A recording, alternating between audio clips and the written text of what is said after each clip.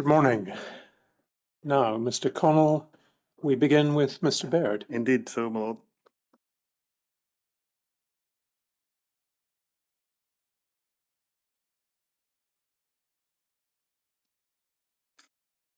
Morning. Good morning. Now,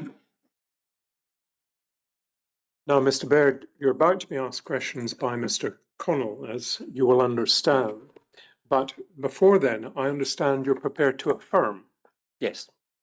Sitting where you are, could you repeat these words after me? I solemnly, sincerely, and truly I solemnly, sincerely, and truly declare and affirm declare and affirm that I will tell the truth, I will tell the truth, the whole truth, the whole truth, and nothing but the truth. and nothing but the truth. Thank you very much, Mr. Baird. Now, you appear to me to have a good, strong voice, and I would simply say this to you, as I would say to most witnesses, I would encourage you to use it. We've got a room to fill, and it's important that you're heard. Your evidence is scheduled for the morning. It may take all of the morning or less than that. We'll probably take a coffee break about 11:30. If you want to take a break at any stage, give me an indication and we'll take a break. Mr. Connell. Thank you, my lord. And I would only add to that we've had some recent witnesses who are giving a very clear answer and then the voice drops off at the end. So I just mentioned that in passing because obviously it's important that His Lordship hears Okay, understood. So I'm going to start with the formal question I ask all of the witnesses who are coming, which is that you've provided a witness statement to this inquiry, and are you content to adopt it as part of your evidence at the inquiry? Yes, I am. Thank you very much. Now, you're another Curry and Brown witness we've already heard from Mr. Hall in particular, and we have a written statement from Mr. Ross. Yes. And these are both individuals that you worked with on what I'll call just the new hospital project. Is that Yes. correct? Yes. And do I understand from your statement that you are somebody who had accumulated a reasonable amount of involvement in healthcare projects? Yeah, that's reasonable to say.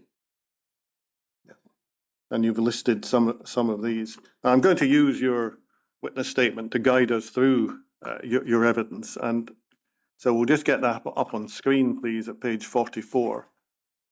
And as you've probably been told, we'll use the numbers I'm using. I'll either use paragraph numbers or probably page numbers, and it's a page number at the top. Okay. It works with the electronics very helpfully. So that's where you set out in brief some of your experience and some of your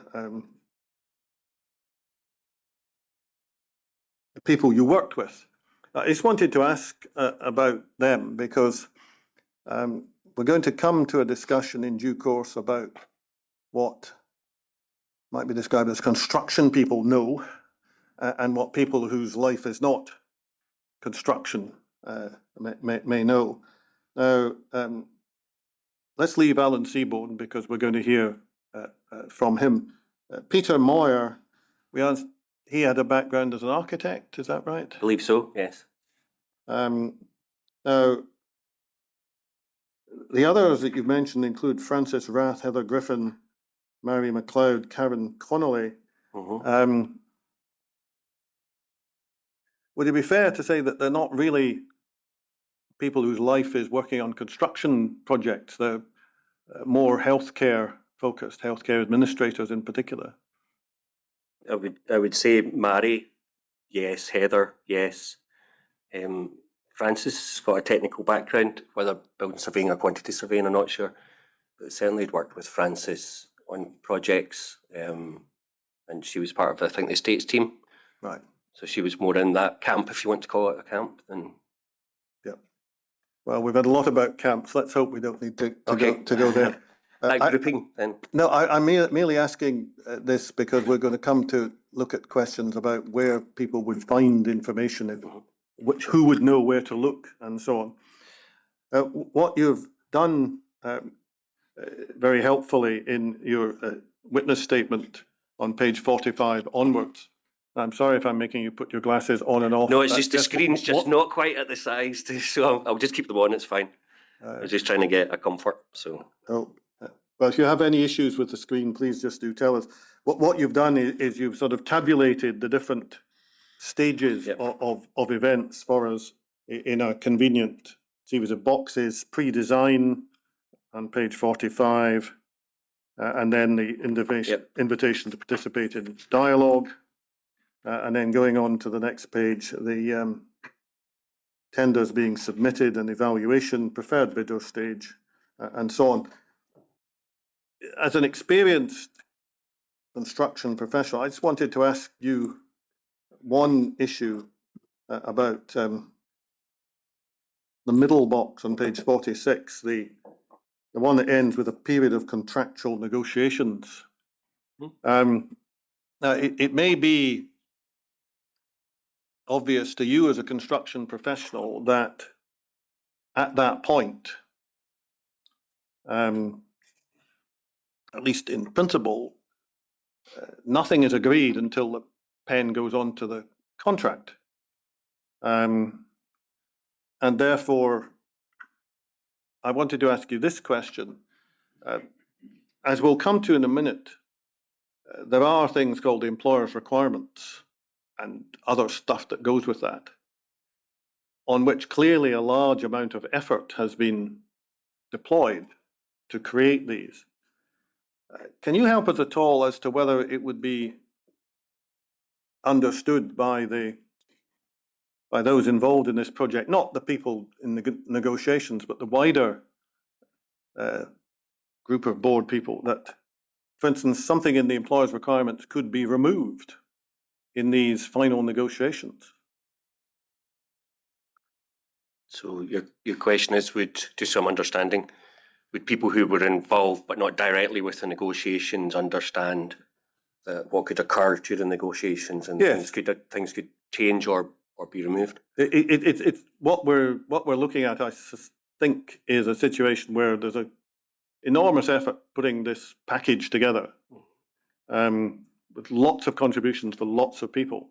I'm just wondering if you can assist us at all as to whether it would be widely understood that any or all of that could be changed or dropped or whatever in these final negotiations before the contract was signed.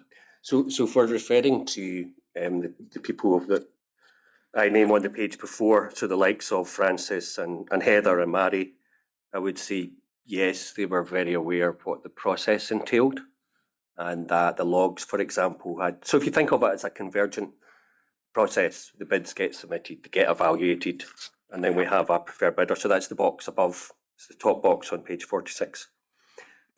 Then to go forward with the preferred bidder in the period November to December 2009, there are a lot of areas and items that are noted for consideration, for checks, for people to be consulted around, and for negotiation. So I would say everybody was very well cited on that process, and that there would need to be outcomes on all of those items for, as you say, the pen to be used to sign. I think it would also be clear that the board were very well cited on those, and there would be nothing that was just scored out or changed without that being consulted with the board and the correct people, whether that be a board person or an advisor. So I think the process and that was underway was very clear. Let me just go back to the last part of your answer, if I may, so that we get that bit clear. You've explained what you thought the list of people on the previous page would know, and then you said that you thought the board would be cited on it because nothing would be, if I'm picking up your answer correctly, nothing would be removed or changed without it being taken up through the proper channels or whatever. Is that what you're trying to tell us? When you use the term board, I mean that the project team, so Alan Seaborn and the team, within the project team, they were carrying out the negotiations. I'm sure there were conduits from that or reporting back to, if we use the board in a more formal sense, into from a governance perspective, if you like. But within that project team, when I use the term board, I mean the people who were involved in as the project team, the board project team. Yeah. The reason I ask this, Mr. Baird, is that, as you probably know, it's not been possible either for the inquiry or for GGC to find any record of what we're calling the ventilation derogation. Let's leave the terminology aside for the moment. Being reported to anyone out with, the Alan Seaborn and the group who were discussing it. So therefore, there's no apparent record of that happening. Whether it did or it didn't is another matter. Therefore, we're trying to find out what you thought would have been happening. I suppose that, were you anticipating then that if there was something of significance, they're just asking for your experience, because you're not controlling the process, asking your experience, something of significance which changed during these negotiations, that the project team would, as you put it, use the conduits to other sources of approval? I think also the timing is important here, because obviously the table here goes through steps and stages. So at this point, for the contract, the signing that took place at the end of December 2009, the purpose there was to have like a position to allow the board to go forward with multiplex into the detailed design. So there would be areas where there was some information available that would need to be developed, which was the whole essence of how this was established in the sort of two-stage. So there would be, none of these things were final. These were notes where here are the areas that still need to be worked on together. Here's what's been a meeting of minds or considered thus far together between the board and multiplex.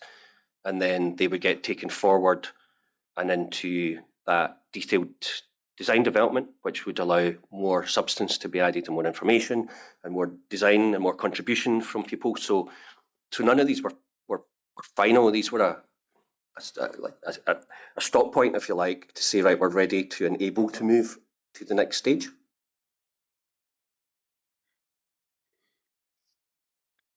What I might do, I think, Mr. Baird, is rather than ask you this in the abstract, we'll come back to that last point when we come to these final days of discussions. Sure. Before contract. And I just then ask you about what you then tell us, I think, is you then start to explain the different stages, and you explain on page 47 in paragraph 18 at the foot what you understood the original intention was, wearing a Curry and Brown hat, as it were, that Curry and Brown would take on a role as lead consultant, employer's agent, and contract administrator, with a team of sub-consultants. Is that correct? Yes, that was the original outlook, yes. Am I right in thinking that the phraseology there, which includes things like employer's agent and so on, is not the phraseology that appears in the standard NEC3 design and build contract, which has project manager and supervisor? Is that right? Yeah, that's correct. The original outlook was the SSBC. Sorry, just so his lordship gets that reference, what were you saying? The original contract outlook was what? The SSBC, so it was like the Scottish equivalent of JCT, so not NEC. Originally, when we tendered for the project, standard building contract. Yes. Thank you.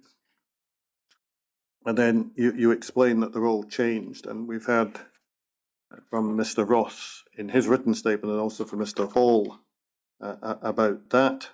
So I'll maybe come back to it in a moment.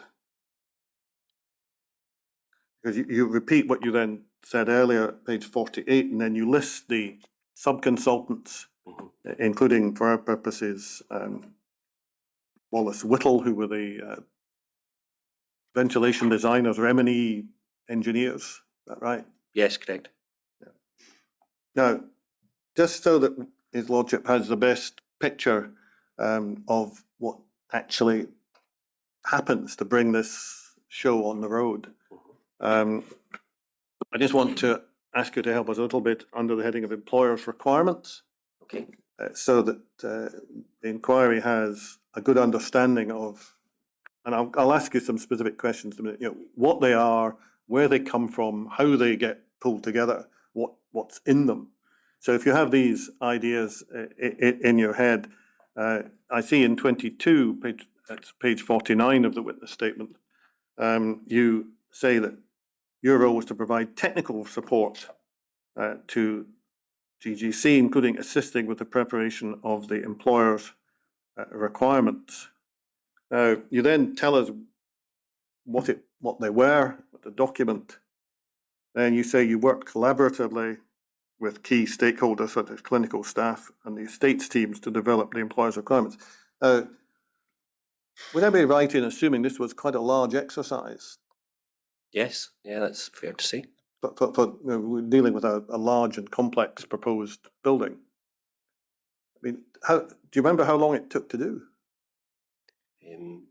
Several months from the start of, just need to get the year, years.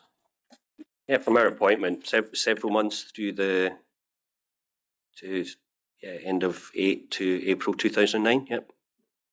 So what's that, 6-7 months? Well, just help us for somebody who's looking at this as we are, Mr. Baird, you know, from outside and after a long time has passed. In paragraph 25, I think you try to walk us through what actually happened.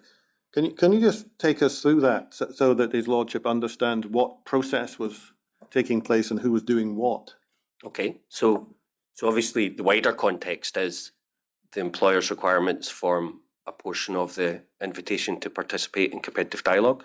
So from a context point of view, they're a constituent part of that suite that will be issued to the market for bidders. So the employer's requirements therefore capture what the employer, so the NHS in this context, want to buy effectively. So it's laying out what we want, the minimum standards, etc., that are required, the minimum requirements in a variety of areas. And that's articulated in written and drawn information. So when you look at the team, there are different component parts to the team, and by that I mean the team that Curry and Brown had and worked with. So Buchanan Associates, so Ian Buchan and HLM would work together on schedules of accommodation, which would lay out, here are the room types, the sizes, etc. Ian Buchan would then liaise, and the architects to an extent, with the user groups. So they would discuss how areas and spaces would be used.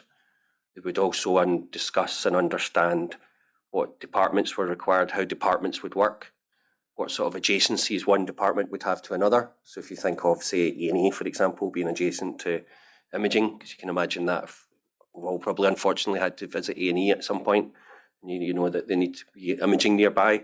And then within departments, what rooms have to be beside each other, etc. So drawing the map and the plan, if you like, how will this hospital work? How will patients flow through it? How will non-clinical things work through this hospital? So facilities management as well, obviously being important, keeping, you know, linen coming in, linen going out, food coming in, food going out, workers coming in, workers coming out of different designations. If I just ask you just to pause there a little bit, just so we can make sure we're following the process. So architects are involved in doing that. If I just pause your narrative there, what are Curry and Brown doing? Okay, so at that so this we're stage? I guess like the sort of glue in the middle, if you like. So we're directing and it's bringing the different people in to make sure that the different component parts are being covered. So we compiled a team for that purpose. So obviously the engineers did engineering, you know, the URS to do the structural and the geotechnical portions, etc., to make sure that the meetings were taking place and that the written and drawn employers' requirements come to life, if you like, and we start to get drafts ready, and then those are reviewed, and we get feedback from the board as well. Okay. And there are iterations, so you build that up into a suite of ERs, employers' Okay. requirements. So you've got where the building's going, you've got technical stuff about structural design and so on. As you say, you've got, how are we going to get the food in? Where's the linen coming from? Yes. Practical issues of that kind. And this is what, put down on paper and then circulated again and changed? Yes, it was an iterative process. So there were obviously reviews of the written narrative when HLM and BMJ would have drawn layouts to different scales, so that a departmental layout that would then get reviewed with users to make sure that that had been interpreted correctly. So what they had articulated verbally was captured in a drawn narrative and then reviewed.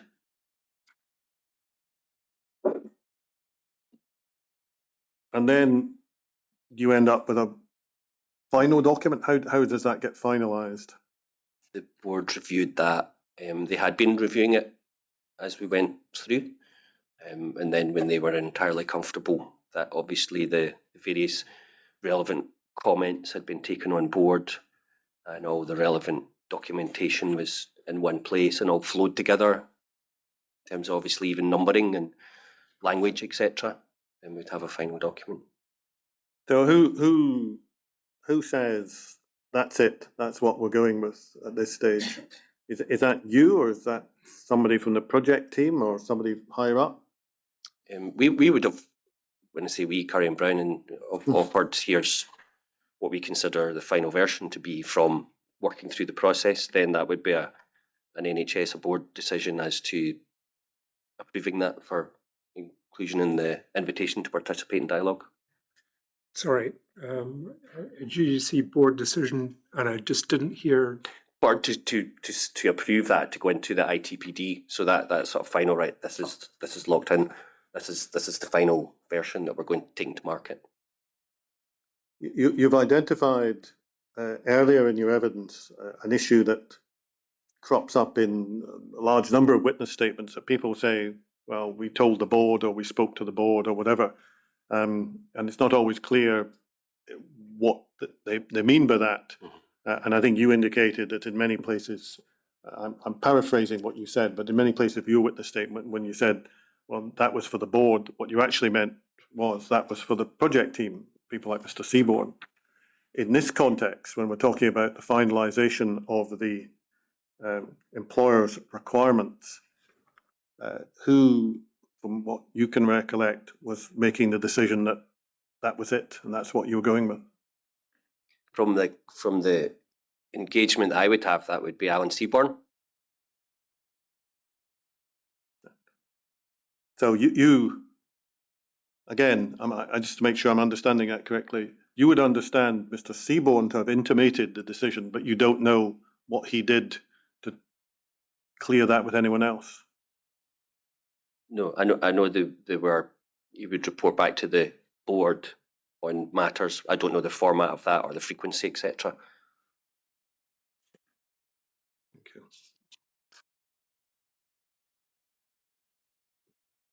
Well, let's just continue to move on through this process if we can. At page 50, you were coordinating, as you put it, the Curry and Brown with the glue. When I say you, I don't always necessarily mean you, Mr. Baird, but you, Curry and Brown. And if you need to correct me on that, please do so at any time. And you've explained what the employer's requirements were and why they were significant in paragraph 28, and some of the topics that you've just mentioned to us are covered in 29 and then 30. And just go on to page 51, just so we pick this point up and we're clear. This is where you're referring to the technical team. HLM prepared an exemplar master plan. Now, am I right in thinking, and I'm thinking of evidence from others that we've heard recently, that the exemplar master plan didn't cover every single room that was ever going to be in the hospital? It was a smaller number of rooms. Yeah, yes, that's correct. It would have been, there were certain drawings at 1 to 500 scale. So that's showing a massing, if you like, 1 to 200, which would be departments. And then there were samples of room data sheets. So there was I think maybe 50 number of those. So a certain amount of the departments were drawn at that stage. I think maybe 10 or 11. There were also a lot more departments in the overall hospital, but the exemplar was identified so that that could be developed and issued in the ITPD. Did I hear? Sorry, did I hear you correctly when you said at this stage there would be a sample of room data sheets, and you thought about 50, or did I? Yeah, I think there were around 50 different room right. types. I don't have my notes, but I think that is in that sort of order. Thank you. And then obviously of those, some of those are, that might be one room type, but there might be 10 or 20 or 30 of that room type. Yeah. So it's, And who produced the sample room data sheets? that would be a combination of the architects. So they would start with probably a generic room data sheet for that room type. And then there would be input from the NHS team and the user groups along with Ian Buchan, because then that you would ordinarily take that, like this generic, as I say, room data sheet for that room type and then adapt it for particular user groups and particular functions. Because remember, they're looking at how they want to operate the hospital. So clinical functionality, they've always got that in mind. So they would be looking at a data sheet and starting to make sure the things that they require are included in that and how it's laid out. Now, the word clinical functionality has featured fairly frequently in recent evidence. So just tell us what you understand by clinical functionality, since we've got you here this morning. So that clinical functionality would be looking at how the NHS are going to use a space for its clinical use. So, and there'll be different parameters to that. So if it was a bedroom, where the bed would be placed, because where there were M&E services on the wall, where they would be placed in terms of height and location, etc. So that, or they are to interpret how they're going to use the space for its clinical function. So it's very much a user, the people who are going to operate that space, opining and advising on how that should be laid out and what should be included. And you say in paragraph 31, Wallace Whittle developed an outline mechanical and engineering design. Now, you're not the designer, but can you just tell us briefly what you understand they were producing? So Wallace Whittle would have considered and worked on the various component parts of mechanical and electrical activity. They produced written narrative as specifications, output specifications, and I believe they've done some layouts, some exemplar layouts or schematics of systems. So in the period, just to be clear, in the period putting the employer's requirements together. So they undertook that activity, but that to be put in the employer's requirements, which articulated in mainly written but some drawn fashion what the NHS wanted to buy, what they wanted to be designed. Now, we know from looking at the contract that it contains a large number of guidance documents, some of which are marked as to be considered, as it were, and others which are marked as obligatory to be followed. Who put together the guidance material? So that was formulated through a combination of the various technical team, so the various design organisations, because there are HTMs and SHTMs, and others that are the guidance you refer to, and they cover different aspects of healthcare. So those were combined into an overall list with contributions per discipline, if you like. So the architectural element would be provided by the architects, the mechanical and electrical by the mechanical and electrical engineers, and so on. You say in paragraph 32 that once that had been done, that list was reviewed by Francis Rath and Peter Moyer, is that right? Yes, again, that was an iterative process. So, you got the list and then there was reviews and discussions. And then from a board perspective, Francis and Peter were carrying that out. Let's see. Yeah. It may not matter greatly, but you explain at paragraph 34 that there was a group set up to essentially iron out wrinkles. Would that be a reasonable description? A technical review group? Page 51, paragraph 34. I don't think wrinkles. I think it was just a forum because obviously, as you pointed out, the production of the employer's requirements is a large undertaking over quite some time. There's obviously various iterations, and we need a forum to discuss that, make sure we're on progress, a forum for people to raise any concerns.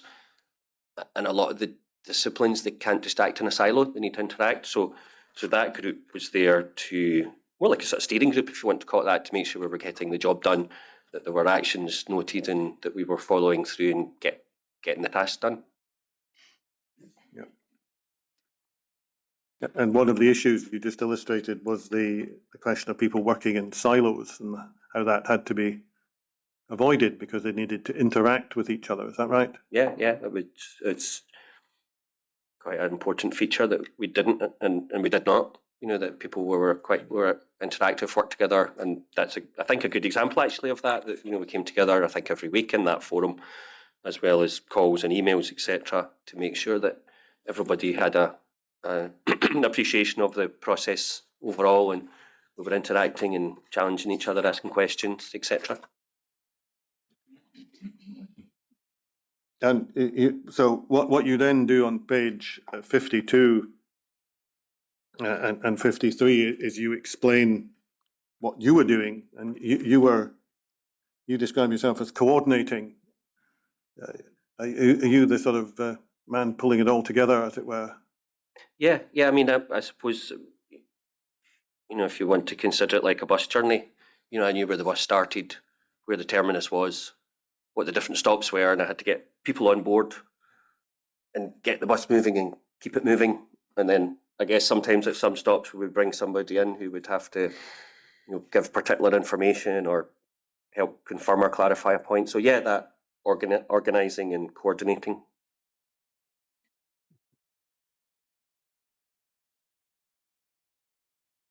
So although you were the one that knew where the bus was meant to go, you weren't chairing the group.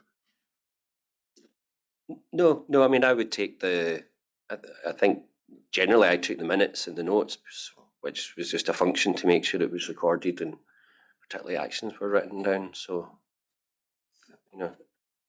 And you obviously, in response to a question, no doubt, you stress in paragraph 37 that compliance with things like SHTMs and HTMs was an important feature of these discussions.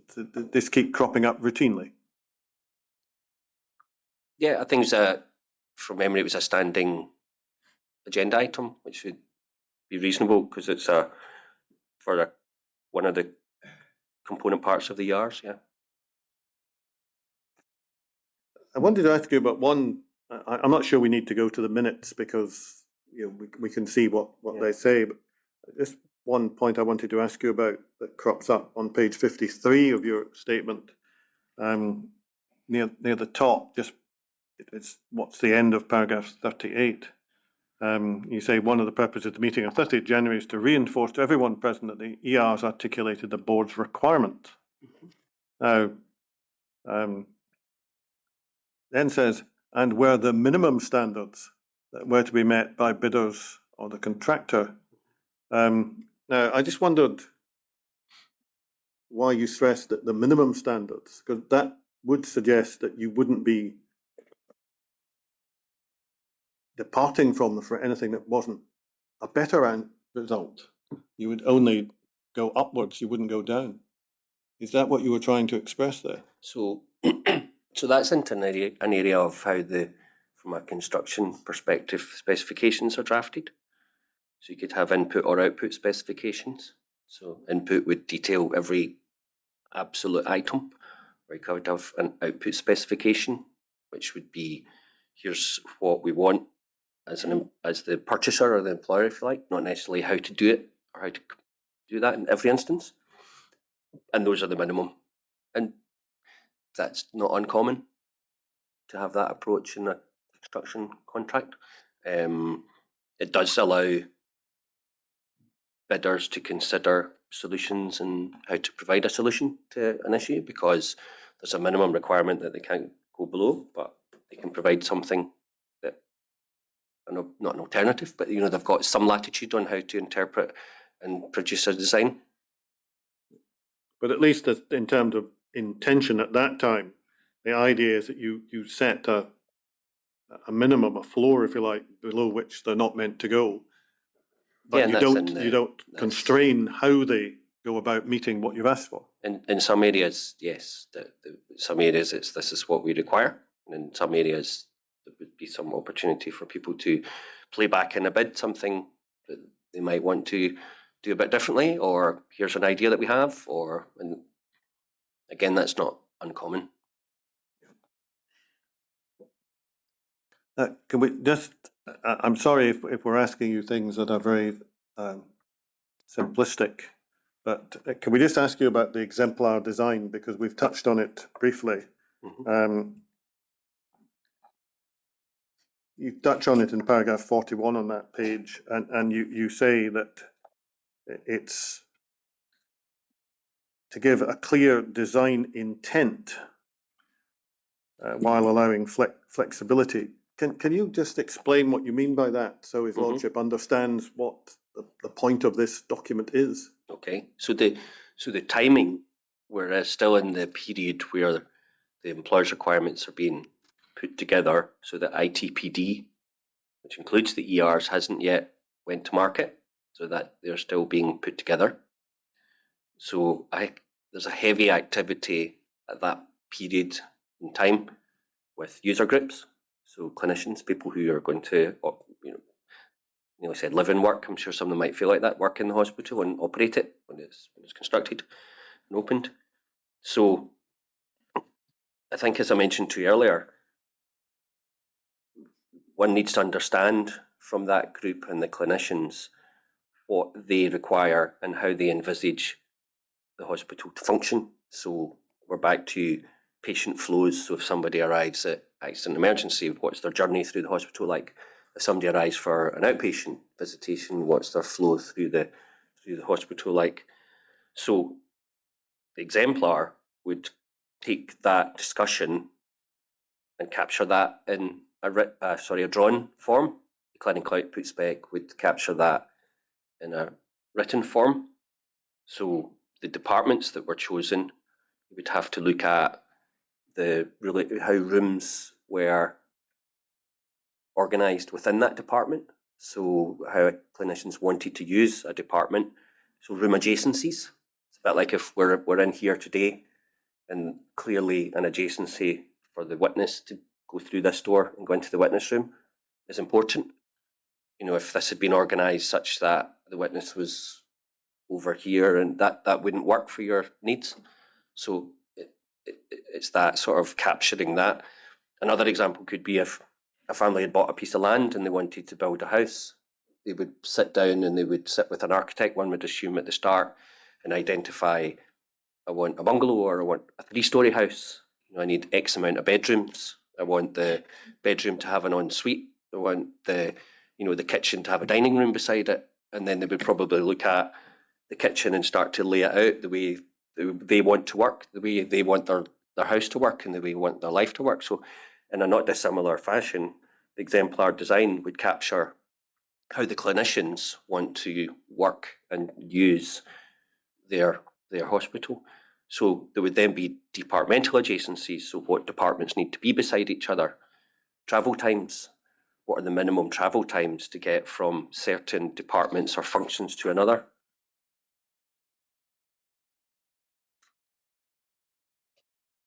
Thank you. Can I ask you about clinical output specification? Just to sort of pause there. So what I'm taking from your answers is well, first I should ask this question. Am I right in thinking the exemplar design is expressed in drawings at 1 to 500, or is it? There'd be different scales. So a 1 to Different? 500 is, if you think of almost like a helicopter view. Mm-hmm. And then if you go likely 1 to 200, you'll get a departmental. So that Right. would be, say, outpatients department or a portion of, Right. or imaging, so X-ray or operating theatres. And then you might do 1 to 100s, but you're 1 to 50. It's like zooming in further, and those would be individual rooms, which would comprise your room data sheets. So if we think of it as, like you use Google Maps and you zoom in, Mm-hmm. almost like that, the 1 to 500, the 1 to 200, the 1 to 50. Right. At the exemplar stage, one would see the whole of the hospital in 1 to 500. No, I think just I'm not sure on that. I know there were Okay. 1 to 500s. I'm not sure. And examples of departments at 200. Yes, those, I think 10 or 11 departments were worked up. And in addition to that, some rooms at 50. Yes. Thank you. You deal with clinical output specifications on page 54 of your witness statement, paragraph 44 onwards. And you've got quite an interesting comment in 45. The purpose of the ERs is to capture the building requirements, whereas the clinical output specifications capture clinical requirements. The two are put together to provide the required solution. Is that how you understand it should work? Yeah, they're definitely two component parts, the two things that have to, if you didn't understand how clinicians wanted to use the space, you wouldn't be able to articulate that and share it with bidders who then wouldn't have the steerage to understand what to feed back. So if you think of that's what's going to happen within the spaces, then what I've called the building requirements, the employer's requirements have to capture what's the structure and fabric and performance of the building that we're going to perform that clinical activity within. So you have to see, so only if you put those two together are you seeing a fuller picture. Yeah, you explained that you didn't tend to get involved in the groups preparing clinical output specifications, although you were had part of the job of pulling them into the process in due course. Is that right? Yes. I just wanted Buchan ran the clinical output specs. Sorry, I interrupted your answer there. I didn't quite catch what you were So saying. Ian Buchan primarily, their medical planner, healthcare planner, whichever phrase to choose to use. What I wanted to ask you about was this, because some issues have arisen about clinical output specifications as we've gone through the evidence here. When the architect, Emma White, or lead architect, was giving evidence, she was explaining that in her experience, clinical output specifications could vary significantly from one group to another group, depending on whether they were clinically minded, technically minded, what their experience was of some of the technical issues that went into the design of a particular unit. So you could get one clinical output specification, for instance, with a lot of information about ventilation requirements, and one with almost none. I was wondering how, in the coordinating exercise that was going on here, you dealt with the question of clinical output specification content, because someone ultimately has to interpret them to build what needs to be built. And if they're all differing in content, is somebody laying down a minimum? Is someone checking them? How did it work? Okay, so as I noted, Buchan Associates, Sweden Buchan would lead on that. So when you look at the fact that when I say we, Curry and Brown had a team comprising different specialisms. So obviously a healthcare planner, medical planner, and indeed Ian, in former life, was a nurse, so he comes from a very clinical background. So he would engage in that. The architects would have been involved to an extent also. And not having been at the meetings, I can't say I can't comment much, but I know that they would have worked through with each group with a format that they work through, and those would be checked. I know the board would have read all the clinical output specs as they did. So when those were issued to me in their final form, I was comfortable that they could go into the overall employer's requirements.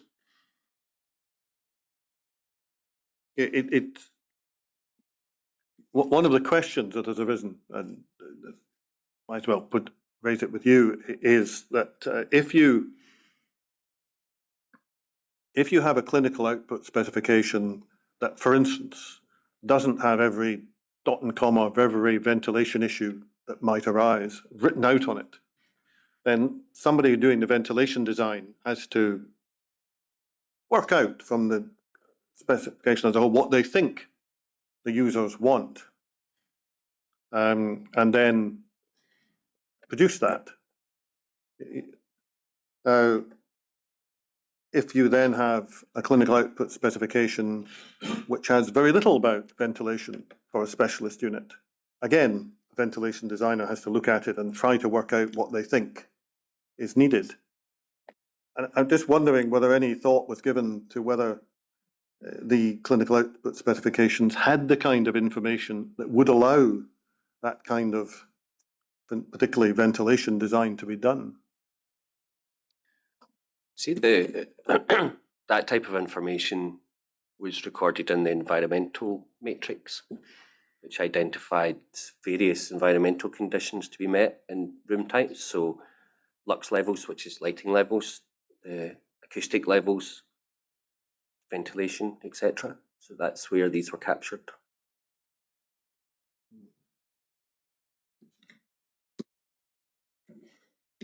So if somebody was asked to design the ventilation for a pediatric hemato-oncology ward, where would you think they would go to get the information to complete that design? Well, I think you would need to be very specific about. So we're talking about gathering of information at a point in time, and then if we think of the process moving along, that's put out to the market to bid and bid back, and then that's developed as a design, and then that's signed, and then there's design production and all the drawings that go on. So I don't think there's a single answer to that. I would say a competent contractor would take the information that they have, they would articulate that and capture that into their design development. So whether they put wherever they captured all their, in this instance, ventilation requirements, they would take the sources presented to them, and it's their job, because that's what they're there for and they're experts in, to take that and turn that into their build specifications and documents ready for construction. Just so that I'm sort of following this dialogue here,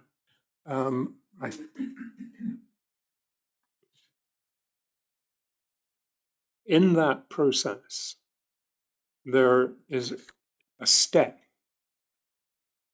when for example, a ventilation designer has to look at a clinical output specification and decide what is the appropriate ventilation outputs to meet the clinical outputs that are described in the output specification. Am I right? Can you say that again, please? Well, you're describing an extended design process, which I think is iterative. Mm-hmm. I think. Well, let me take that word out. You're describing a design process where the expert contractor has to interpret what is described in the clinical output specification with a view to determining what is the appropriate, for example, ventilation to accommodate or to provide for that clinical output specification. Now, I'm just sort of concentrating on a step in the process where the contractor or the contractor's subcontractor, who is not a clinician, has to understand the nature of the clinical service being described in the clinical output specification sufficiently in order to tie that in with a appropriate set of environmental parameters. Okay, so I think because we're not going Or to have I got documents, that wrong? no, I think because we're not got documents, we're slightly in the abstract. But my understanding is that the environmental matrix addressed the environmental conditions to be met, and that was developed by, I'll say Brookfield, because I'm used to calling them Brookfield, during the development of their design, such that they would have all areas of their mechanical and electrical, including their the ventilation requirements laid out into their developing design for production and then eventually construction. When we're talking about an environmental matrix, we're talking about a means of presenting information. Yeah, a table that Right. identifies. And this is, I'm imagining it's a spreadsheet, and the spreadsheet might allocate each row of the spreadsheet might describe the requirements for a particular room type. Now, am I following correctly?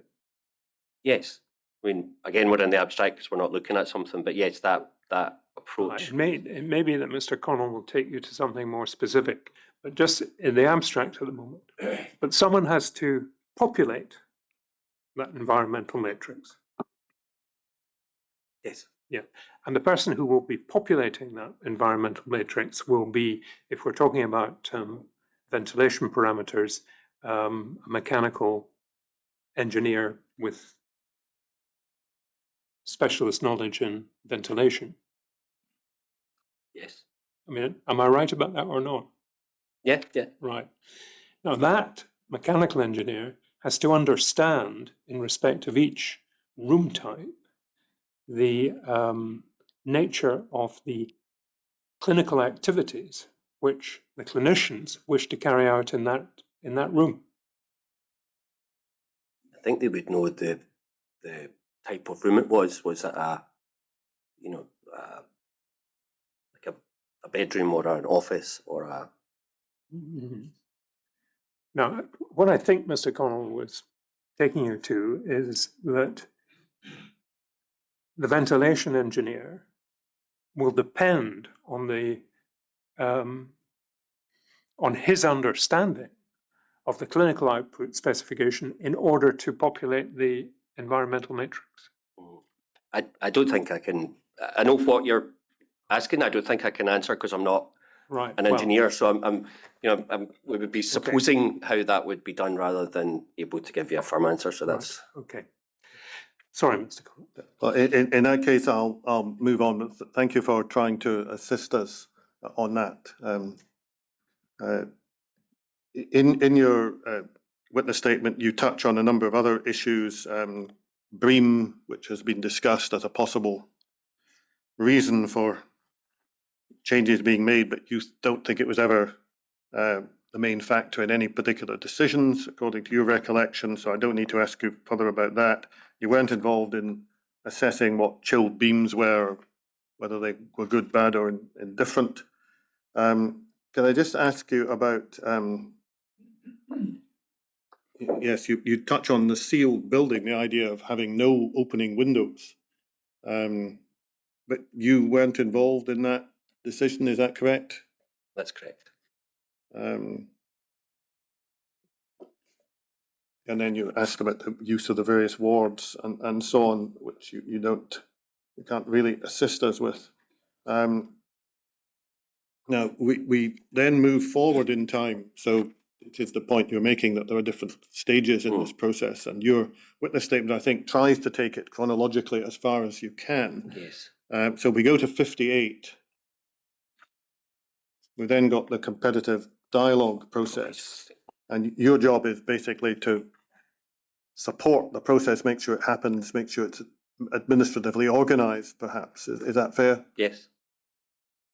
And you were at that point producing an M&E clarification log and an overall clarification log to try and keep a record of what points were being raised and what the answers to them were. Is that right?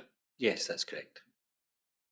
So a log like that, am I right in understanding that what it tends to record is the question, perhaps an initial response, and then a final answer? Likely in that period be the query and the response. Right. It might, if people, by that I mean bidders, might re-ask a question, or as you know, they're getting more into detail on a subject, but generally it'd be a query response.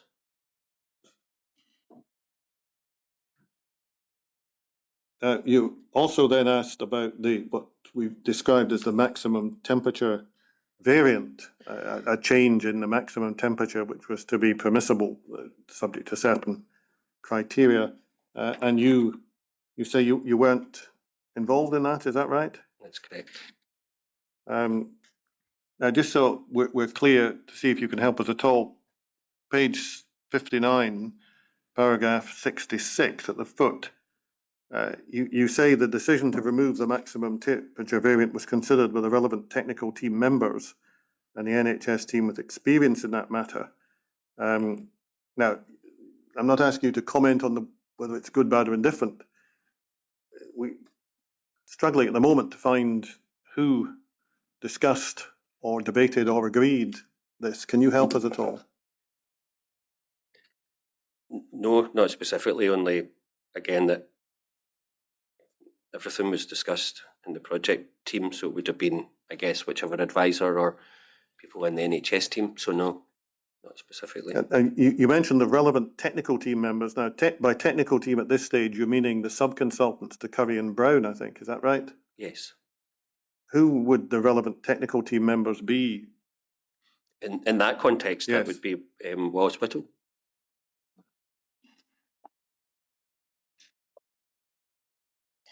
And you take us forward through bid evaluation, and then we come to the point where we have Brookfield, if you like, Multiplex, we've tended to use as the preferred bidder. Yes.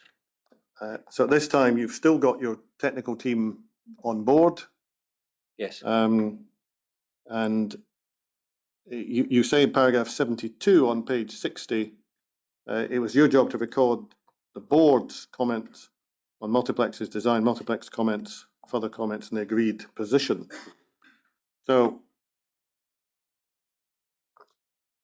first of all, when you refer to the board there, are you referring to the project team? Yes. That you're not suggesting it goes beyond that in these discussions? No, that would be the project team. That's correct.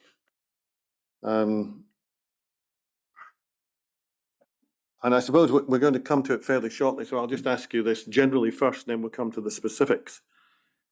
The way these logs are constructed, am I right in thinking that they tend to contain a question or a query, whatever you'd like to describe it, and a response, and then perhaps a further comment, and then a response, often a short one like agreed or agreed subject to X or something of that kind? That's the way these are usually laid out, is that right?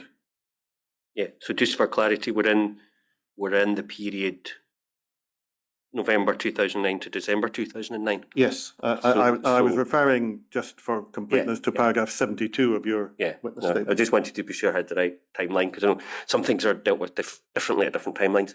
So in that period, just for context, we've got Multiplex in the position where there are a list of items, some M&E and some in other areas, that need to be worked through, discussed with the board. So yes, that the log would capture those.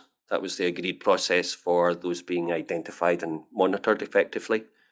So in some instances, and I think it would vary, there could be perhaps quite a quick closeout, and it might be, here's a statement and then agreed.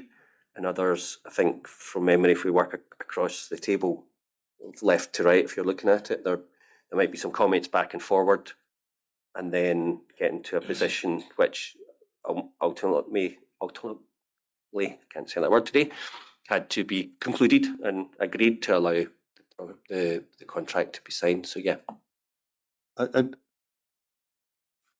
It'll be apparent in just a minute, and I suspect you know already why I'm asking this question, that generally speaking, what are recorded are outputs. So a question is raised, considered by the project team with or without advisors, depending on the point, and then they produce a response.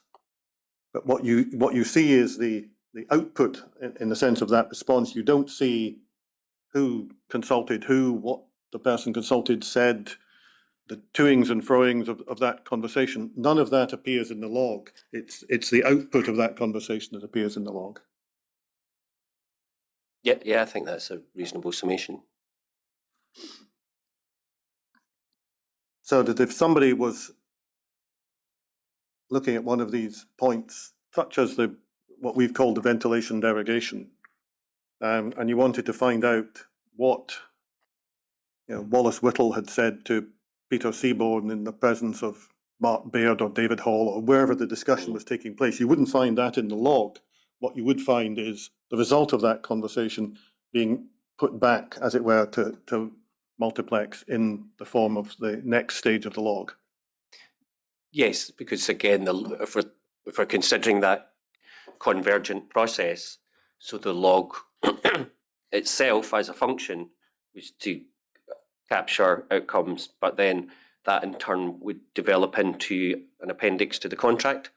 So it was structured such that there was ease of when that was closed out. It was appended to the contract, so it would form part of the contract.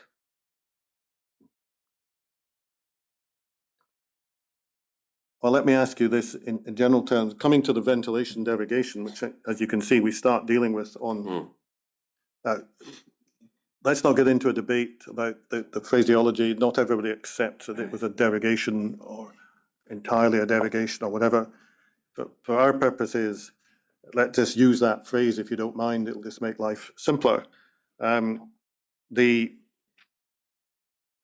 first of all make the point that in relation to the discussions about ventilation, you are not a ventilation engineer, you are not technically qualified, and you weren't in a position to comment on the technical details of any of the discussions. Is that right? Yeah, that's correct. Although you project managed a lot of these exchanges in the sense of organized them. Is that right? Yes, if somebody was required to support the board or review an item or whatever, yes, that often was to use that word, conduit of reaching out to that person, asking them to give feedback or whatever. So is it then, if the log is the agreed form of recording the outcomes or the output, put it that way, is it then normal practice not to keep any record of the discussions leading to the outputs? Because there's been some surprise raised as to the fact that no one's found any records of these discussions. I haven't seen, and as you're saying, I haven't seen, and there's not been any notes provided, so I haven't seen any of the discussions. I suppose the question for you, one of the persons who expressed surprise that there were no records, minutes, or anything of that kind was Mr. McKechnie, who was one of the participants in the exchanges. The question for you, and by you I mean Curry and Brown, this is not a question of pointing fingers at individuals. Would it not be for the people project managing the process to keep any records? I think there were, and we've talked about today, areas where there are records, yes. I don't believe I was at any of the specific discussions with the ventilation design, and neither may my colleagues have been, so I have no I have no locus to say who was there and notes been produced by that, or who may or may not have. And I see none have been produced or have been made available. Well, all I can say is we haven't found them, and a number of the other participants have asked about them as well. Well, can I come back to the question? Would it not have been one of the project manager's roles to ensure that for any discussion, and let's leave aside whether this was a big issue or a small issue, but certainly it was an issue that went back and forward, that there was some kind of record of, you know, discussions with advisors, key points raised, what was explained to the project team and so on. Yeah, I think that's reasonable. So that should have been Curry and Brown's job to do. Or if we weren't in attendance, whoever was at a meeting. Okay, well, let's assume that there was no Curry and Brown representative, but you knew the meeting was happening.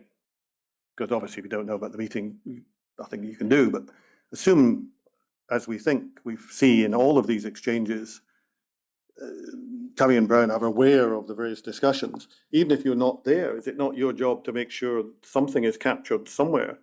So that if somebody comes back later on and says... One would expect a record, yes. You would expect a record? Yeah. Okay, thank you.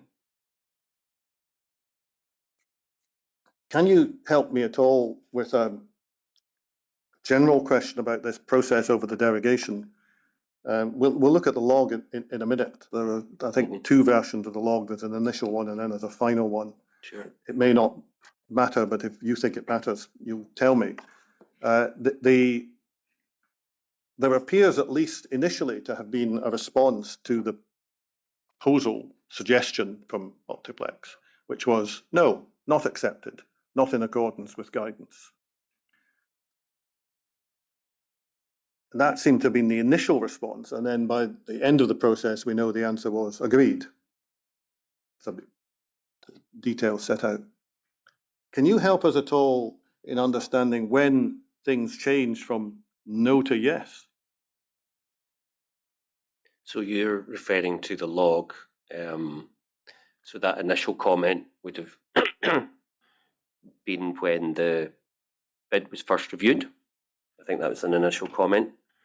And then Wallace Whittle gave further input and discussions with the board.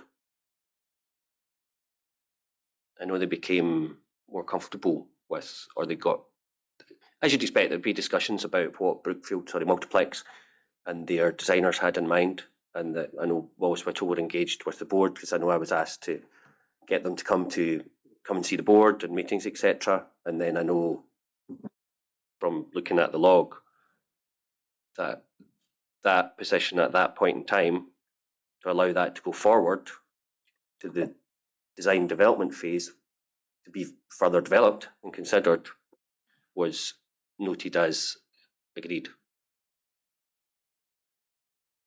I don't have any other input to that. Well, can I ask you about a specific point that crops up, which you very helpfully set out in full in text in your witness statement at page 61. So having a recorded board comment at the top of the page about, well, you're not giving us 6 air changes an hour, so that's not compliant with SHTM, which was one of the guidance notes that you picked up on earlier in your witness statement. And you explain what your job was to do, make sure the right people were talking to the right people, essentially. And would I be right in thinking, just so before I forget to do it, in the last answer you gave, His Lordship, you kept saying the board. Am I right in understanding that when you're saying that, you mean the project team? Yes, I do. Sorry, I'm trying to be more clear. Yeah, I appreciate the potential dual understanding of that. Yeah, yeah. So at the point halfway down page 61, where the stage where the status of this suggestion is not agreed, and then there's a narrative of what is proposed by Brookfield and why. And then we have a reference that you've helpfully printed out for us, paragraph 79, says derogation to SHTM not accepted. Any variation would require board clinical infection control review. Now, just pausing there, that was something you were aware of, I take it, in your project management role, that had been said. Yes. Now, was it part of your project management role to not to do the review, not your job, but to check that that is done? Because somebody's gone to the trouble of saying, no, must be an IPC review. So was it part of the Curry and Brown role to make sure that that was done before the thing was signed off? So our activity and what took place was, so again, the context is there's a whole variety of comments, observations on, I don't know if you've seen the scoring matrix that was used for the bids. So there's a vast area, an amount of areas. So then we've started to converge in. We've got this shorter list of things that still need some focus and attention. So that's shared with the project NHS, the project team. So that's the process that was determined, that things and comments would be flagged and recorded there. And then the people who needed to be involved in any sort of discussion, opinion, review were then asked to do that, which in this case was asking Wallace Whittle to support the project NHS team and go through the issues and develop that more and understand it more. So I would say that's probably their very first comment, that initial comment on review. And then, as one would expect, people then needed to be brought together in the right minds with the right expertise to discuss that matter further. Okay, well, I understand that answer taken broadly. I'm just trying to understand that. Bear in mind, we're a long way down the track now from the events. Yeah, so we're indeed. trying to understand what happened with the benefit of a lot of hindsight. That comment suggests that somebody, at least, now it's attributed apparently to Mr. Bushfield, although Mr. Bushfield doesn't think it was his, and it, oddly enough, it actually appeared in a column marked Brookfield comment, which it clearly isn't. But in any event, it appeared. Someone says, no, this needs IPC sign-off. Now, if you were in other kinds of discussions, somebody might take an action, somebody would note for Alan Seaborn or for Mark Baird or whoever, make sure that's done. We have IPC sign-off. Is that not the way this worked? So what occurred was the correct people, and that'd be Wallace Whittle and the NHS team, to engage, which is what they'd done, and then they would start to understand this matter in more detail.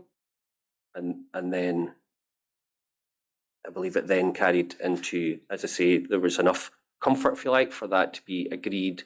And then remember the chronology. This would then go forward to the detailed design phase. So then it would be developed further.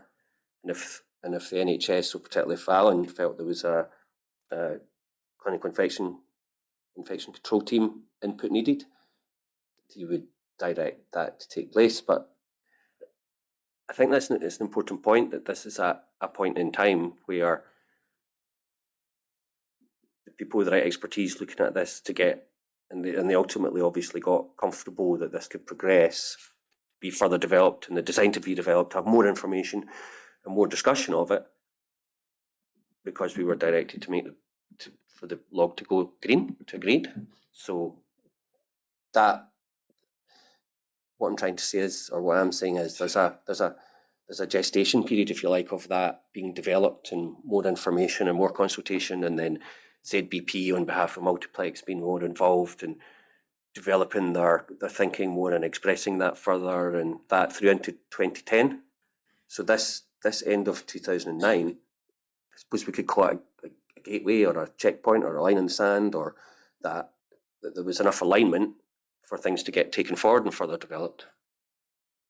Well, the ultimate point was that the board agreed that let's call it for the moment, general rooms could be provided with 2.5 air changes through a chilled beam system, or 40 litres per second, as it was described at the time. That's what was the ultimate item, was marked agreed. If you can't help us, then that's fine. But I'm just trying to understand whether a comment which we have dated on investigation to something like the 9th of December, that particular comment, whether that should have prompted someone in the process to say, yes, remember there's a suggestion that we need IPC sign-off, which suggests before you agree it, not after you've agreed it. Does it not? No, I think the sort of adjunct to what you're saying is going back to remembering what happens in the next phase. So although things in the design and things are marked agreed, etc., the design still needed to be developed and things could change. These aren't final. The design development would give the opportunity for, and there could be a change where as this item, another item is developed further, it could be, well, no, we're not accepting that, or that isn't able to be accepted because we've understood further details. And conversely, you could have something the other way. So, and the mechanism provides for a change, which may or may not have financial impact. So I think it's important just to understand that in terms of process and sequence. Well, I think we understand in general terms that something that was agreed prior to the signing of the contract and then became part of the contract could be changed later. Yes. Which might or might not have a financial consequence, as you've just said. Yes. What I'm trying to find out, and maybe you can't help me, is whether you recall anybody having in mind the suggestion that IPC sign-off was needed before you agreed this. I can't answer that. I don't have any. And locus to you didn't take an action to check that was done?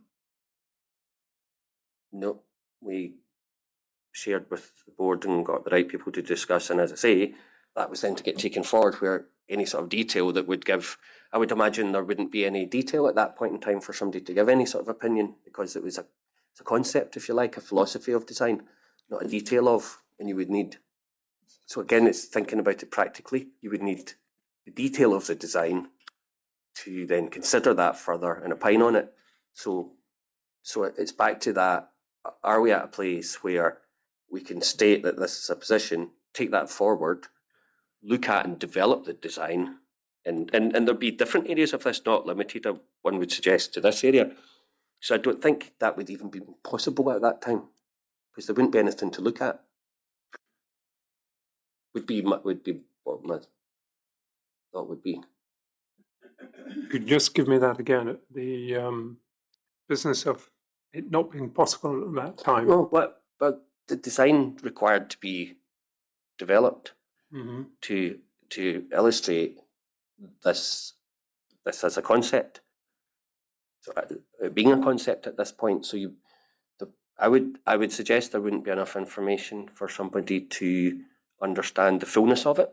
But that's the point in having a year hence of design development, to allow the design from the status it was in after we ran the competitive dialogue competition to selecting a fair bidder, and then that proving period, if you want to call it that, where the things are developed and everything's settled and the price is settled, etc. So I would imagine there wasn't.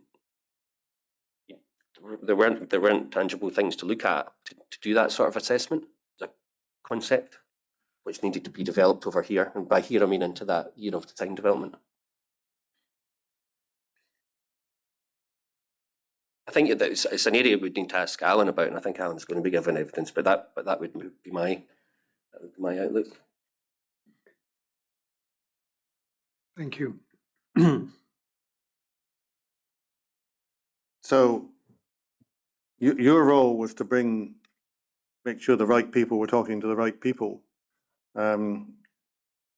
You appear to have featured in various of the, sorry, I've asked you about minutes and things, so I won't ask you about that again, but you do seem to have featured in various of the email exchanges. because a lot of this was happening in the last few days before the pen went onto the contract to sign it. But you say that doesn't matter because things can be changed later. Is that your position? I'm not saying it doesn't matter. I'm just saying it's a fact that it can be that those things there's a contractual mechanism that allows for things to be adjusted. I didn't say it doesn't matter. No, I think that there may be a difference, you see, between inferring that it doesn't matter, saying, well, we were just having a chat about the principle, we'll sort it all out in the design. So in effect, it doesn't really matter what we sign up to. And a position that what you sign up does matter, because in order to change it subsequently, you have to, first of all, you have to decide to make the change, and then you have to look at any financial consequences of that change. I'm not sure what you mean by the word infer. All I was doing was stating a fact that the process provided such, and the contractual process provided such, that as things developed through the design, there was an ability for things to be changed. The proposal here essentially was not to aim to have 6 air changes in a general room, but to provide chilled beams. And that proposal was supported, as I understand it, by thermal modeling and so on. So what proposal for the ventilation of the rooms was going to change? Can you help us? I don't know. That's a technical question. I wouldn't know that. I don't have the technical experience to. I'm aware of all those phrases, but how they all interact together would be out with, or is out with, what I can comment on. So you can't tell us one way or the other whether this was something that was going to be developed and changed or not. It's simply that you know there is a process if someone wants to do that. Yeah, that's correct. And the same for all of the design going forward. You know, the room data sheets and the car parks, the bollards, the etc. Everything.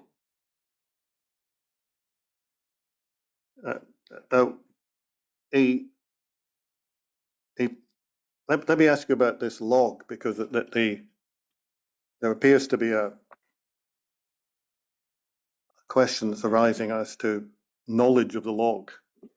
As I understand it, your position is the agreed place to put the outputs is in the log. Everybody knows that's where they go, and that's where they go to find them if they want to find them. Is that right? That's the way the contract's structured. So there's obviously different component parts to the contract, and then the conclusion of the log being appended to the contract was that during the period where that was still being worked through to be concluded, that is commonly known that's where we were recording matters. In terms of, to use your term, outputs, which I think is quite a good way of expressing it, actually. Thank you. So if you're in the project team at the time, or you're in the technical team at the time, of course, the technical team moved out of the picture later, you would know that's where you would find it. Now, there's obviously a large cohort of other GGC and other people involved in the wider project, not part of the project team, but involved in various other ways. Somebody who wasn't in the project team wouldn't know necessarily that, what had been decided about general ward ventilation would be in something called the M&E clarification log. They'd need to ask, presumably, somebody who did. Would that be the way it would work? Yeah, I think that's a fair statement. It would, because those documents are contractual documents for a construction project, and the people you refer to are in that essence laymen, although they're clinicians, so they're specialisms there. So yeah, they wouldn't probably even have the documents.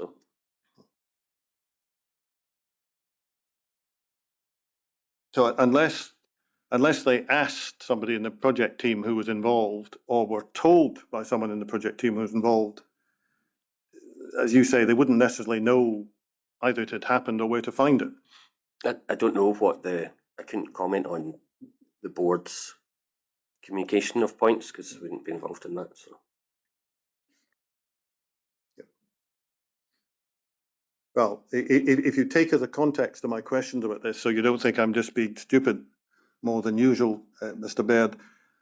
The context is that no record of that material has been found anywhere else in the board structures. So it's in the log, which is in the contract, but otherwise it hasn't been found anywhere else. So hence the kind of question that I'm asking you, but you're not involved in that process. Yeah, no, I understand the question, but just again, I can't comment because I wasn't involved in how the board disseminated or shared information.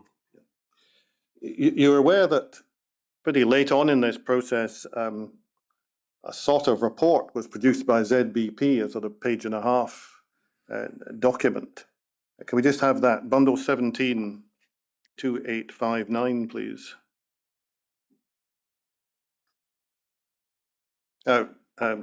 You tell us in your witness statement that you got this on the 15th of December, which is when it seems to be dated. Do you know why this appeared at that point, 15th December? We know the contract was signed on the 18th. So very late in the process, here's a document with some detail on it. Do you know why that was done? So we're at 15 December 2009. Yes, we are. Yeah, so this is the preceding that first signing point. Well, as I mentioned before, there were various items that were being discussed between board and multiplex, some with advisors involved, some perhaps not. And this was part of the information that multiplex via ZBP wanted to share with the board, that gave more information around, or gave information around their outlook with regard to, as the title suggests, the ward ventilation design strategy. Had you seen anything of this kind from them before? I mean, we've seen the comment in the log, but other than what's in the log, had you seen any other paper, let's call it paper at the moment, from ZBP on this topic? I don't remember, but if there were others previous before this, but obviously this is recorded as being, so there's obviously been a run up to it, if you like, because ZBP have been preparing this on behalf of multiplex, and then Ross has sent that to me to share with the board. Okay, well, that in fairness to you, let's have 2855, please. And this is Ross Ballingall, one of the senior multiplex people, to you, well, to you and David Hall, although I think David Hall defers to you on handling of this, and copy to various other people. Latest update. I've also attached a paper by ZBP on ward ventilation strategy. They have discussed this with Stuart. That could only be presumably Stuart McKechnie, Stuart at WW. Yeah, I would imagine so, yes. And you say in your witness statement that this would be sent to you so you could share it with the board, by which again I assume you mean the project team. Yes, project team. So who did you share it with? We could see here I sent it to Karen. I believe that was just to get copies. Because if you think of the vintage, we weren't as many iPads and things, and we would quite often get something that we wanted people to look through printed. So, and I believe that's the case. Okay, now I think that may appear on the same, should appear on the same. It's at the top of that. Oh, it's at the top of the page, isn't it? So you send it to Karen Connolly, and I think in fairness, we've heard from her as well. She happens to be in the office and she has access to a printer, rather than that she's a participant in the discussion. Yeah, it's usually like Karen and Shona and myself were in quite early, and Karen was always early, so she probably just helping me out, I think. Okay, can I just ask you to repeat that last answer, because I think you let your All voice right, no, Karen was usually, and Shona and myself were usually, if we were in the the project team office, being quite early, so. So you think you sent printing? You think you sent it to her, so that she made copies for a meeting that was taking place later on? I would imagine so, yes. Yeah, I think that's what you say. If we, in fairness to you, if we go to 64 of your witness statement, at the top of the page. Yeah. I think it's likely I asked Karen to print copies for a meeting or discussion taking place later on 15th December. Now, this is one of the meetings that we don't have any records of the meeting as opposed to Yes. any output from it. And then you say in the next paragraph, it's really just your job to facilitate discussions. Can we go back to the document 2863, please? Let's see if we can follow this. Now, at the foot of that page, we see you saying we know to be Stuart McKechnie, review and advisory ventilation plus option choice on flow pipes, pros and cons. Mr. McKechnie couldn't remember ever doing a sort of pros and cons exercise on this. Do you have any recollection of that? No. Because that seemed to be what was in your head. Let's have the pros and cons of this proposition. Yes. Yes. I think in some of these instances, because I obviously looked at these when you shared them with me, I think some are likely me being asked to, can you get a hold of Stuart? Can you ask him this? We need to know about that. So I would have been, sort of chasing it up effectively, if you like, sending notes and in this instance asking around that. But Well, this is as good a point as any. Moving on another document.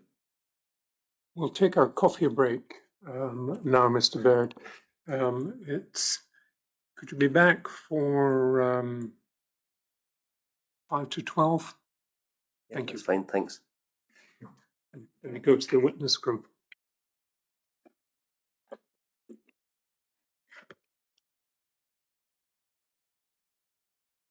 Consent.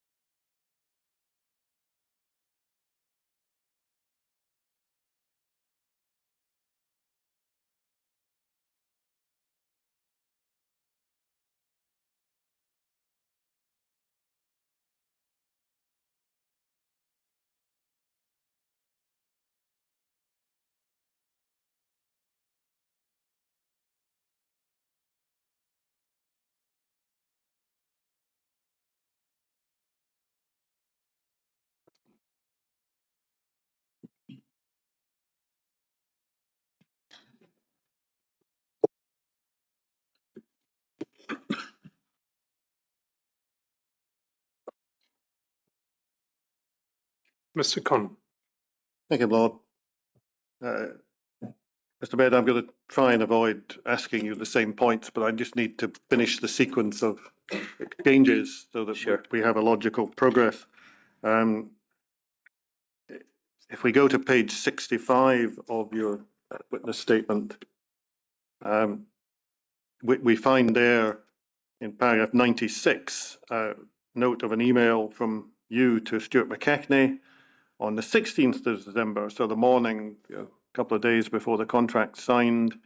Now, among other things, what you say there is WW to take board through this. Can I ask you, you've generally said when you say board, you mean the project team and probably Anland Seaborn. Is that who you mean in this email? Yes, that would be for the question that Stuart take the project team through these points. So not a wider audience, but the actual project team that you're working with? Believe so. Yeah. Thank you. So if we go to paragraph 98, you say you don't particularly recollect the meeting that seems to have been proposed, although you think one must have happened because of how things then progressed. Is that the gist of what you're saying? Yes, yeah, because I was dealing with a whole range of logs and different people and issues at the time, so I don't recall being at a meeting. And then when we come to the evening of the 16th of December, you're emailing Mr. McKechnie again. We see at the foot of page 66 of your witness statement, you say, think we have a way forward on this one. Now, who's we? Is that Curry and Brown, or is that the project team, or who are you meaning when you're saying to Mr. McKechnie, we have a way forward? That would be the project, if you like, that, you know, whatever discussions that have been there seems to be some consideration that there's a way to progress. Now, when you say you've got to prove your resolution, do you know what resolution you were wanting to prove? Where is that? Sorry, it's in the email foot of page 66. All right, yes, yeah. I believe that's for Stuart to, as we say there, provide or consider a calculation to look at the way forward, and does that work? Is it acceptable to move forward? I believe. You say on page 67, paragraph 102, you've no knowledge of the detail of the resolution and you don't know who proposed it, but your purpose was simply to ask for further input from Mr. McKechnie. Yeah, that's correct. As I say, there were a whole variety of concurrent issues, so getting the right people into the right thing and closing off different logs, etc. at the same time. So yeah. And you don't remember directly any meeting this half hour that you were looking for? Nope. Can I ask you this? These exchanges, you had the ZBP paper, you had some toings and froings, some meetings you may or may not have been at, but you were certainly the conduit for a lot of the communications. Did you know what rooms were being discussed for the purpose of applying this proposed air change process? No, not specific rooms, no. Sorry, can you? No, wasn't aware of specific rooms personally. I should have asked you this before, and maybe I'm missing something very obvious. If you go to paragraph 96 of your statement, at the bottom of page 65, where you quote the email, it's just this abbreviation HAI. What I maybe should know what that is an abbreviation of, but I can't think at the moment. I think that that's health associated infection. Right. So we're into that sort of clinical infection control type arena. So you're using in this email HAI as an abbreviation for health associated infection? Yes, and I think it probably should read by temperature. It's done by temperature or HAI. Right. I think it's the intent. So I think there's a distinction there. Okay. So one would imagine. or, I believe so. right, When okay, I read that, it would make more sense to. thank you. If we can just look briefly at the log, because to an extent we've covered pretty much everything that's in it in one form or another already. If we can bring up bundle 16 at 1164. Now this is the log brackets, final bracket, rather than the 2009 version. Because I just wanted to ask you about that question. It's not the right document at the moment. No. It's up. Oh, there we go. Thanks. Sorry. Yes. You see at the foot of that page, this is the final log. I just need to ask you, sort of wearing your project manager hat here, if the log is the source, the key source of information, after the discussions that have taken place to record the outputs of these discussions, is it possible to work out from the log what rooms this applies to? Okay, so can we scroll to the top of this, please? I think this is dated November or December 2010. Yes. When you make reference to being final, yeah. So, Yes, the final. so just some context. So the earlier when we talked about looking at logs, and for example, the comment attributed to Wallace Whittle to Mr. Bushfield, almost like the start of life for this log. You know, here's things that were observed during review of a bid. Then through that period to the end of 2009, which is shown in the column third in from the right here. Then, so the chronology reads to the right. So there's then the design development period through 2010, and comments there, and then the position which is agreed. It also relates to, again, just to give some more context, that there's different subsections. So there's the ER section 2.1, and if we scroll down, we go through drawings, we go through, so there's a whole range of areas. And if we go down to just the comment at the bottom, so obviously that gives more narrative in relation to how the proposal's accepted, which comes back to your point from earlier around, it just said agreed, and my context point that what we were discussing then was the end of 2009, where there was enough for a position to move forward into 2010 for that design to be developed and considered further. So here we have the further detail that gives more input and gives the basis of the acceptance. But to your question, I think the word air change, so on the left it would identify that it was in relation to the words. Okay, well, I have two questions. One is, if you use the logs as a source of information, can you work out from the log what rooms it applies to? Can we scroll down just to see that, the last, I think it's only one page after this.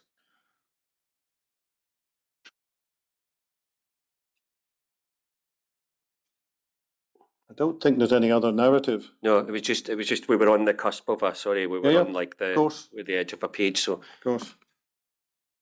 And the other point that you make is that there's more information on that log as to the basis for acceptance. yeah, I think the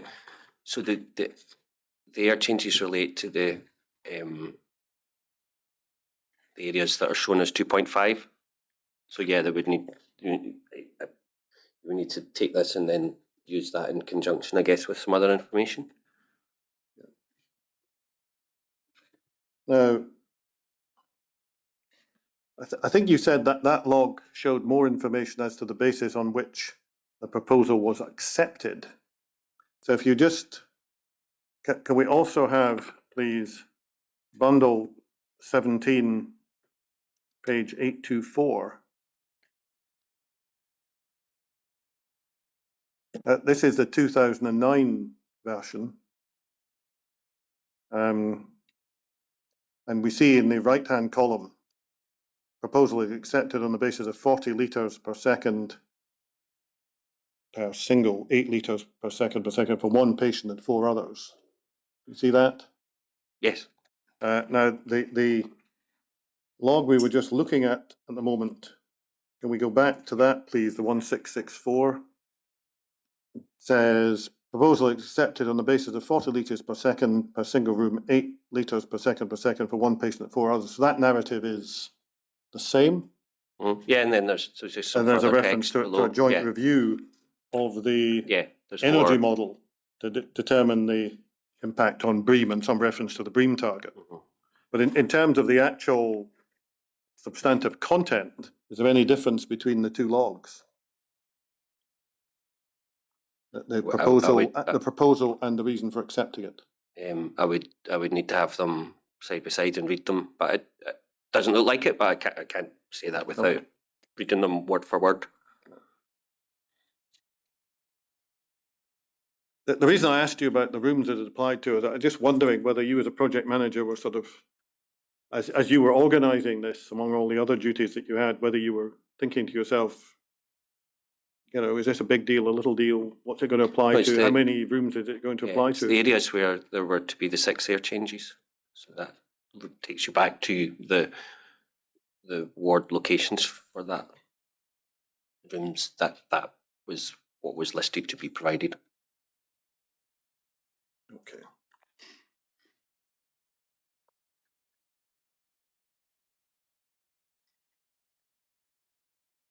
Right. Well, let's move on from the log and the exchanges about the log and see if we can deal with the remaining matters that are covered in your witness statement. So go back to 69, please. There's your line in the sand, the contract awarded to Multiplex. And then what you're going to tell us about after that is basically the change in Curry and Brown's role from what you've laid out earlier in your witness statement as to the original intention, at least on the part of Curry and Brown, as to what you thought you would be doing. Yes. Is that right? Yes. Now, can you help us at all on this? The narrative that you lay out there, which we'll come to in detail in a second, essentially talks about the stepping down of the technical team that you had underneath you, the various sub-consultants, and the specification of a much reduced role for Curry and Brown as laid out to cover both your role and David Hall's, who were the only the people who I think were certainly covered in the notes. Have you any information you can assist the inquiry with as to who was told about the change in Curry and Brown's role? Do you mean who was told in Curry and Brown about the change? Not within Curry and Brown, but I mean, you continue to be present at the project for some time after this change. Is that correct? Yeah, that's correct. As did Mr. Hall. Yes. So I just want to ask you and ask Mr. Hall. This was well, I'll call it a significant change in what Curry and Brown were doing. Instead of employing a whole team of sub-consultants who had detailed roles, they were all stood down. You were doing some stuff, David Hall was doing some stuff. Some of it was cost management, some of it was project management. Can you remember anything about people being told, other than you know, project team people, GGC people, multiplex people? So Douglas was still involved also in the commercial, the cost management going forward. Although stood down, that were still available, I think HLM and certainly Wallace Whittle to give support, like on request, if you like. Obviously our subcontractors were aware because we wrote to them. The NHS, the project team, were aware because it's clearly obvious and we shared and were in the same workspace as them. Just let me be clear about it. We think it was Mr. Moyer who communicated with Mr. Ross about this change, and we don't have Mr. Moyer available to and I think that's where the letters, and it would be, definitely Peter would have spoken to Douglas about it. That's where that. And apart from Peter Moyer, who would know in the project team? Sorry? Who else in the project team would know about this change other than Mr. Moyer? I think everybody in the project team would know. I can't confirm that there was any official confirmation about that, but it was I think quite clear that I was there 2 days a week, which had been 5 days, and that Peter was taking on, or the NHS were the project manager, defined term, because by then, because it was NEC, so, and that wasn't Curran Brown, it was NHS, but I'm not aware of any official communications either within the NHS or to Multiplex. Why would it be obvious to people other than, say, Alan Seaborn and Peter Moyer that the Curran Brown role had changed? Because what was it that made it obvious to people if they weren't actually told, but it just well, I think obvious? From my perspective, going from being there 5 days a week to being there 2 days a week. The reason I ask is that in a large number of witness statements that the inquiry has received, after that point, Curran Brown are talked about as, Curran Brown and the technical team, or the technical team, or David Hall and the technical team.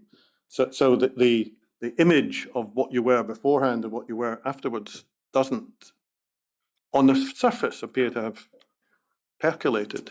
Can you help us at all as to why that was? I think people were probably used to, and you've seen it with myself in terms of language, people were probably used to using the term that they commonly used, but without being shown specifics or a particular point in time from a particular person, I don't have any comment, but other than I think people were, it was the term they would use, just the way they would refer to people.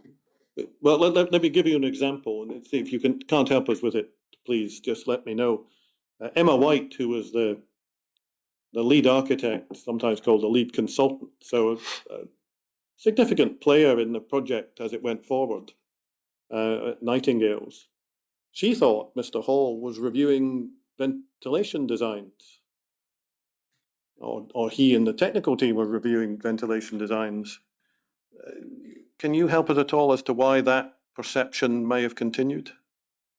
No, I mean, I can't speak for Emma, but David would certainly have been, I'll go back to using that word conduit, because I think it's quite a useful word. There would be queries or things that people needed, etc. And certainly David and myself, and then into the period that I believe we're into now, which is post-January 2010, when I had less day-to-day involvement, David would certainly have been doing a lot of that activity, sort of support, taking people's queries, helping find the person who has the right answer, or getting a bit of information, etc. So I could see from that perspective why Emma, who isn't an M&E person, giving a view about M&E might have that slightly offbeat.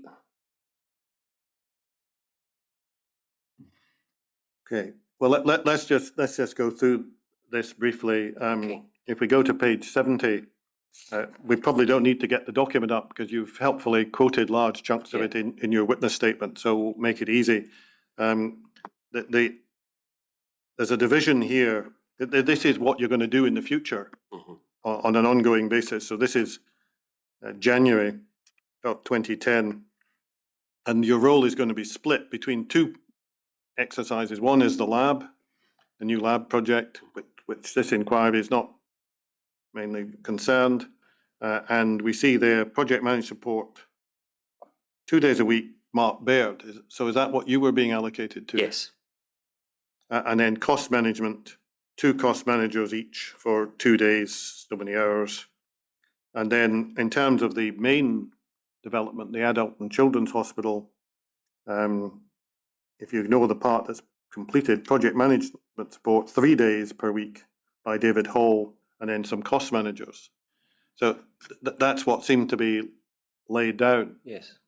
And I think I'm right in reading the document as saying, and you've got to work within that envelope of cost. Yeah. And I think you also say that what appeared to be envisaged at that time was some kind of discussion to agree exactly what you're going to do, but you can't remember a specific discussion in which any detailed duties were allocated. Yeah, that's correct.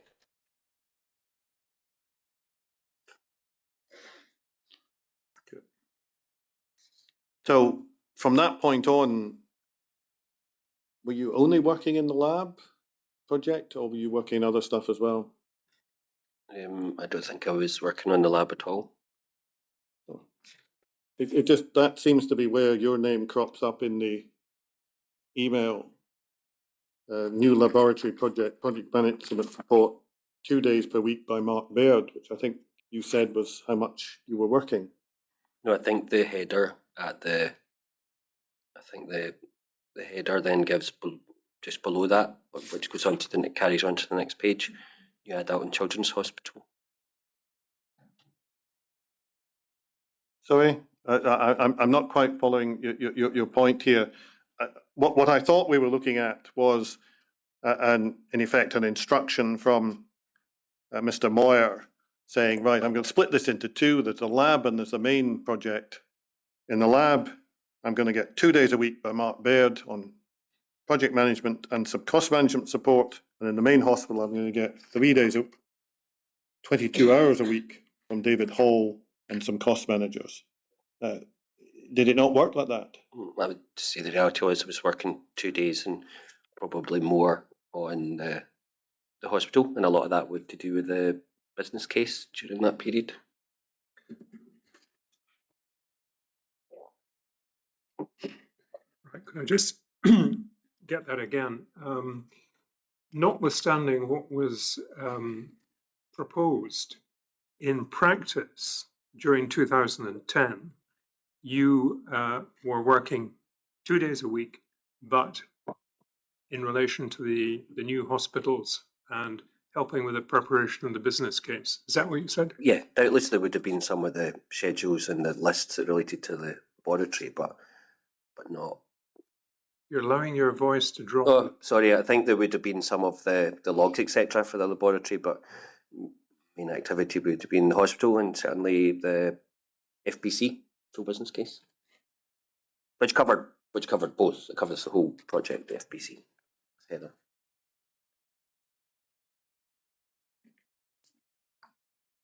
Okay, and what was your role in relation to the full business case process? So I'd been heavily involved in the OBC, the outline business case, which precedes the FBC. There's a large amount of documentation needs gathered. There's a sort of preset order of like the sections, if you like, and the things that are requested and the information that has to be gathered. So Heather Griffin, I think, was leading on that, and I provided input, so that would be gathering information, making sure it was the correct versions, that we were organising all that properly, and then you would get a visitation, and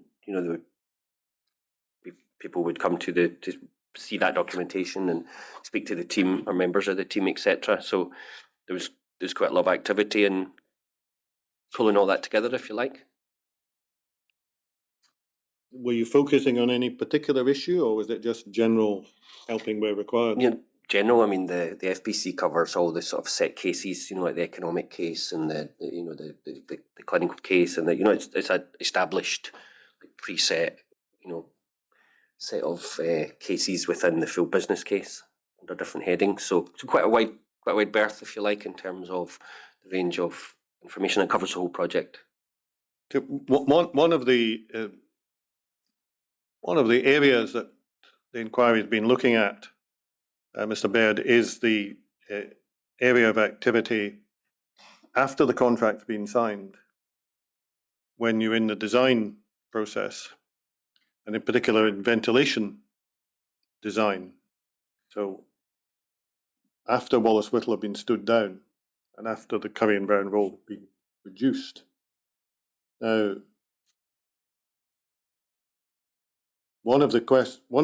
just so I can give you context to the question so it doesn't come completely out of midair. One of the questions that arose in the course of the evidence from the multiplex designer from ZBP was this. We tried to interpret, they would say, the clinical output specification and so on for a particular area. That was our interpretation on it. We put that in our design, and we expected someone from the board side to basically tell us if we'd got it right, review it, analyze it, come back and tell us if we've got it right. And of course, the explanation for Mr. Hall was that there wasn't anyone doing that because the expertise had been stood down and designed with the responsibility of Multiplex, not the board. Can you remember whether the change, the standing down of the, what you, at one point I think we're looking at as a shadow technical team, was part of the material reported in the full business case? So the question is, was that adjustment to the technical team part of the FBC, the full Yeah. business case? Yes. I'm not sure.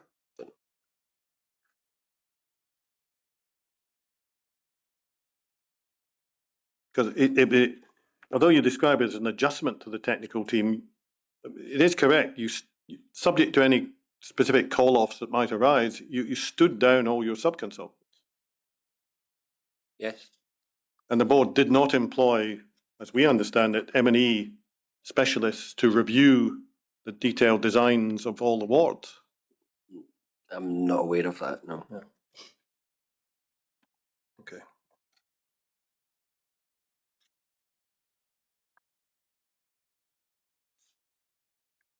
In fact, I don't think I have any further questions for this witness mod, so perhaps a brief adjournment might be appropriate.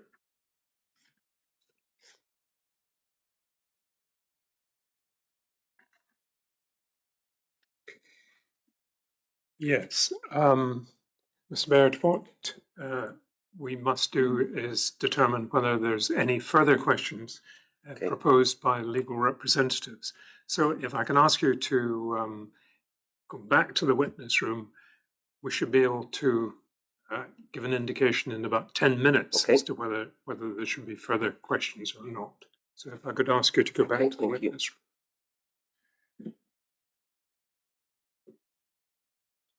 Listened.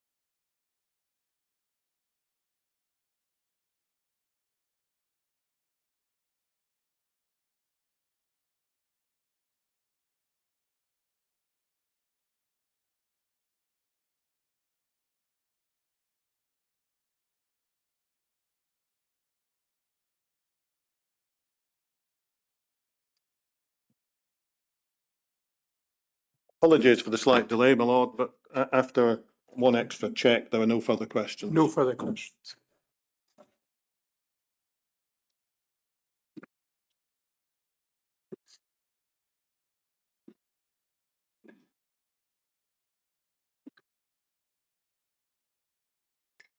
Mr. Baird, I understand there are no further questions for you, and therefore you're free to go. But before you go, can I thank you for your attendance this morning and also for the preparatory work that is involved in responding to our questionnaire and preparing your witness statement. But as I say, you're free to go. So thank you very much. Okay.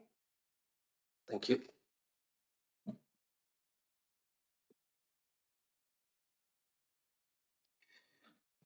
Right, we'll resume at 2 o'clock, and I think Mr. McIntosh. Mr. McIntosh will be here with Mr. Redmond, as I understand it, my lord. Okay. Send.